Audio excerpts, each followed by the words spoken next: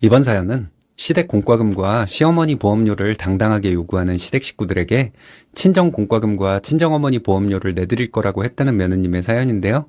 사돈이 부자면 지들에게 돈을 나눠줘야 한다고 생각하는 신종 거짓대들을 잘 퇴치하셨네요. 함께 보시겠습니다.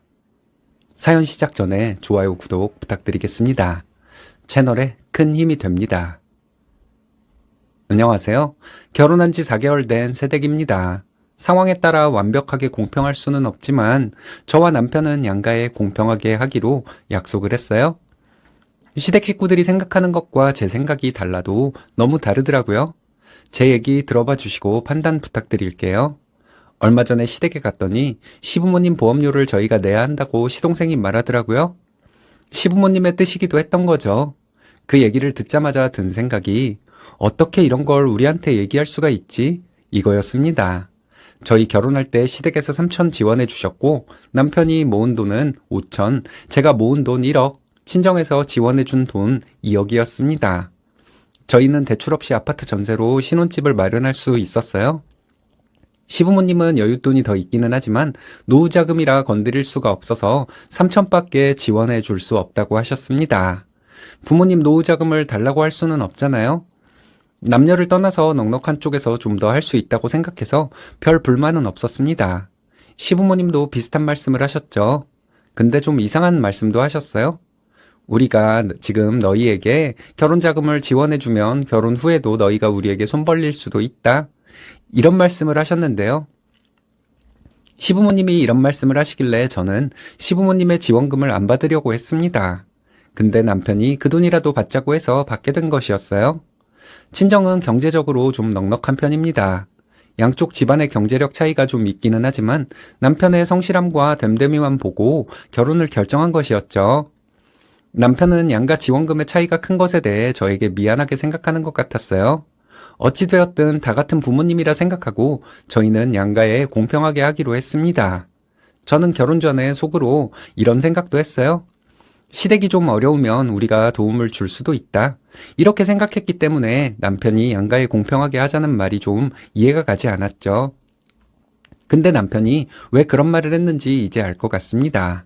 시부모님은 저희 신혼집이 너무 비싸다고 하며 기분 나빠하셨어요. 아들이 사돈 덕에 좋은 집에 살면 감사하게 생각할 일 아닌가요? 시부모님은 아들 둘과 20평짜리 집에서 살아도 불편함 없이 살았는데 너희는 뭐 그렇게 큰 집을 얻었냐고 타박을 하셨습니다. 저희 친정에서 지원해주는 돈은 받지 말고 시부모님이 지원해준 돈과 저희가 모은 돈으로 빌라 전세를 구해서 살라고 하셨어요. 딸이 결혼해서 조금이라도 좋은 집에 살기를 원하시는 저희 부모님의 마음은 생각도 안 하셨던 건지 저희 부모님이 저희 결혼할 때 지원해주시는 돈이 커서 시부모님은 기분이 나쁘다고 하셨습니다. 여자 쪽 부모님이 돈을 지원해주는 게 아니라는 말씀까지 하시더군요. 저는 어렸을 때부터 아파트에서만 살았고 주택에서 산 적이 없습니다. 주택에 사는 것이 안 좋다고 생각한 적은 없지만 다행히 우리 부모님의 지원으로 아파트 전세에 살 수 있어 좋다고 생각했는데 시부모님은 괜한 자존심으로 저희에게 난리를 치시니 마음이 참 불편했습니다. 저희 부모님 입장에서는 해주고도 욕먹는 거잖아요. 이런 얘기를 듣다 못한 남편은 시부모님에게 더 이상 이상한 소리 하지 마시라고 했어요. 그 후로 시부모님이 더 이상 말씀은 안 하셨지만 저는 시부모님을 대하는 것이 너무 부담스러워졌습니다. 사랑해서 결혼한 남편이기에 그의 가족들도 사랑하며 잘 지내려는 생각이었는데 그 마음이 싹 날아가 버렸어요.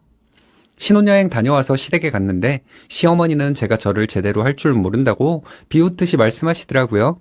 시아버지에게 그렇게 돈 많은 집에서 절하는 법도 못 배웠냐는 말을 들었을 때 정말 얼굴이 화끈거렸습니다. 한동안 내가 이런 수모를 왜 참고 그 집에 계속 있었나 하는 생각 때문에 잠도 제대로 잘 수가 없었네요. 시댁에 갈 때면 항상 기분 나쁜 말을 듣고 와야 했습니다. 남편은 시부모님에게 왜 그런 말씀을 하시냐고 했지만 시어머니는 어른이 말하는 데는 다 이유가 있는 거야. 이러고 역정을 내셨어요. 결혼한 지 얼마 안 된 아들과 며느리가 시부모님과 소리 지르며 싸웠다는 소문이 날까봐 저는 시부모님에게 별말 하지 못하고 집으로 돌아왔습니다. 정말 스트레스 많이 받았어요. 지난달에 시댁에 갔을 때 뜬금없이 시동생이 이런 말을 했어요. 시댁 공과금과 시어머니 보험료를 저희가 내라는 것이었죠.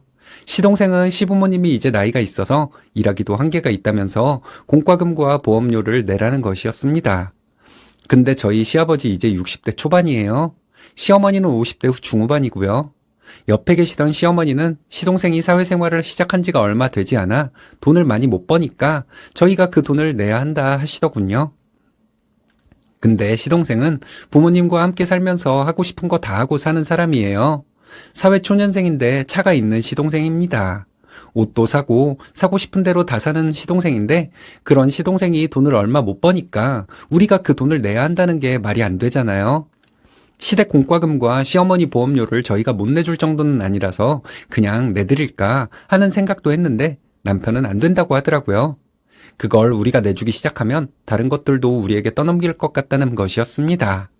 우리가 대출 없이 결혼 생활을 시작했고 맞벌이를 하고 있지만 아이를 낳고 하려면 돈을 최대한 많이 모아놓아야 하는데 우리가 시댁 공과금과 시어머니 보험료를 어떻게 내드릴 수가 있냐는 게 남편의 의견이었어요.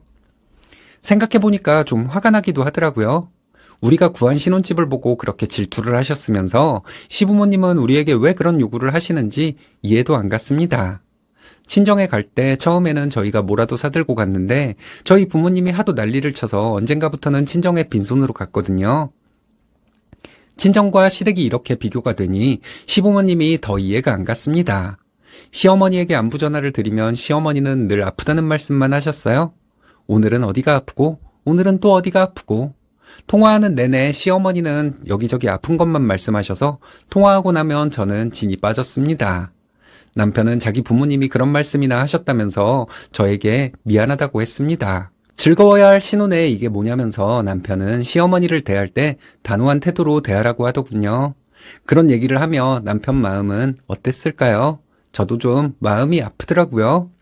얼마 전에 시댁에 갔는데 시어머니와 시동생은 또 공과금 보험료 얘기를 꺼냈습니다. 남편은 앓는 소리를 먼저 하더군요. 우리가 곧 아이를 가지게 될 것이고 그렇게 되면 우리는 남편 혼자 외벌이로 살아야 할 수도 있기 때문에 아이를 좀 나중에 가져야 할 것 같다고 남편이 말했습니다. 이 말을 듣고 시동생이 어이없는 소리를 했어요. 형은 대출도 없이 시작했는데 뭘 그런 소리를 하냐? 이러는데 정말 어이가 없었습니다. 시어머니는 저를 빤히 쳐다보면서 네가 시킨 거냐? 이러면서 언성을 높이시더군요. 시동생은 있는 사람이 더한다며 흥분을 하는 거예요. 남편은 시동생에게 네가 나설 일이 아니라고 했거든요. 시동생은 남편에게 형수님네 부모님 잘 사는데 뭘 그렇게 쪼잔하게 구냐는 말도 했어요. 남편은 시동생에게 네가 그런 그지건성을 가지고 있는지 몰랐다고. 내가 처가가 잘 살기 때문에 내가 우리 부모님에게 돈을 드려야 한다는 건 내 장인어른 돈을 받아서 내 부모님에게 돈을 드려야 한다는 건데 그게 지금 말이 된다고 생각하는 거냐 했습니다. 얘기가 길어졌지만 결론 없이 저희는 집으로 돌아왔어요. 남편은 며칠간 표정이 안 좋았습니다. 저에게 미안하다는 말을 하루에도 몇 번씩 하는데 저는 또 마음이 아팠어요. 시어머니는 저에게 매일 전화를 해서 남편과 잘 얘기를 하라는데 저도 참기 힘들 정도로 화가 났습니다. 화가 나는 것을 남편에게 말할 수도 없어서 답답하기만 했네요. 한동안 시댁에 안 가다가 시댁에 갔습니다. 시어머니와 시동생은 또 공과금 시어머니 보험료 얘기를 꺼내더라고요. 그날 남편은 작정하고 간 듯 바로 대응을 시작했어요. 우리는 결혼할 때 양가에 공평하게 하기로 했다. 우리는 처가에서 지원을 많이 받았기 때문에 처가의 공과금과 장모님 보험을 하나 들어드리기로 했다. 남편은 저도 모르는 이런 소리를 하더군요. 이 말을 듣고 시아버지도 나섰더라고요. 아들 키워놓았더니 한다는 소리가 한심하다는 아버님의 말씀에 또 한 번 어이가 없었습니다. 남편은 내가 장인어른 장모님의 도움을 받아서 좋은 집에 살고 있고 결혼 후에도 장모님이 챙겨주시는 건강식품 먹고 있는데 내가 만약 내 부모님 공과금이랑 보험료를 내준다는 사실을 알면 처가에서 어떻게 생각하겠냐? 이렇게 말했습니다. 그리고 남편은 시어머니와 시동생이 좋은 힌트를 준 것 같다면서 앞으로 처가 공과금을 내드리고 장모님 보험을 하나 들어드려야겠다는 것이었습니다. 남편은 용돈을 드리려 해도 장모님이 받지 않으니 이렇게라도 은혜를 갚을 거라고 하더군요. 시동생이 저희에게 너무한다고 하길래 제가 말했어요. 우리 부모님이 잘 사는 거랑 시댁이랑은 전혀 상관이 없는 거니까 앞으로 이상한 소리 하지 말라고요. 그리고 시동생이 돈 벌어서 결혼자금을 모으는 것이라면 모를까 멋부리는 데 쓸 돈 있으면 그 돈으로 부모님 공과금이랑 보험료 내드리라고 했죠. 저와 남편이 이렇게 말을 하니 시부모님과 시동생은 말문이 막히는지 아무 말도 못하고 있었습니다. 남편이 저에게 가자고 하길래 가방 챙기면서 제가 말했어요. 우리 결혼할 때 3천 지원해 주신 거 말씀하시면 당장이라도 돌려드리겠다고요. 집으로 돌아와서 남편과 얘기해보니 남편은 별로 속상해하는 것 같지 않아서 다행이었습니다. 남편은 저에게 계속 미안하다고 하면서 시댁에 안 가고 싶으면 가지 말라고 했어요. 저는 남편에게 내가 하고 싶은 말 다 할 수 있는데 안 가긴 왜 안 가? 이렇게 큰 소리 쳤어요.